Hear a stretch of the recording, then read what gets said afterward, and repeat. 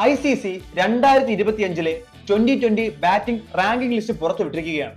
Number 1 പൊസിഷനിൽ ഇന്ത്യയുടെ left hand opening batsman Abhishek ശർമ്മയാണ്.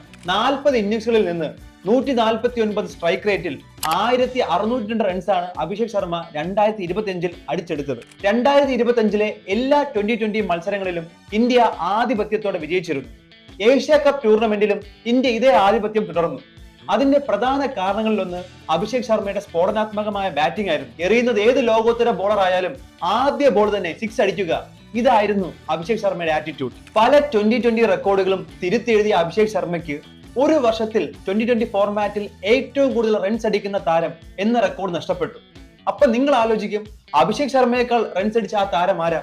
അഭിഷേക് ശർമ്മ 40 ഇന്നിംഗ്സുകൾ കൊണ്ട് 1602 റൺസ് അടിച്ചപ്പോൾ വെറും 29 ഇന്നിംഗ്സുകൾ കൊണ്ട് 1614 റൺസ് അടിച്ച ഒരു പ്ലെയർ.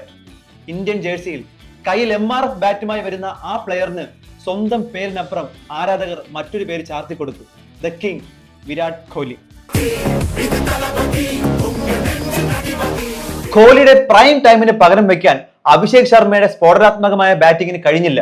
ഇതേ 2016 IPL വിരാട് കോഹ്ലി അടിച്ച 973 റൺസ് മറ്റൊരു മനുഷ്യന് സാധ്യമോ എന്ന് ചോദിച്ചാൽ അതിന് മറ്റൊരു വിരാട് കോഹ്ലി വേണ്ടിവരും എന്നാവും ഉത്തരം.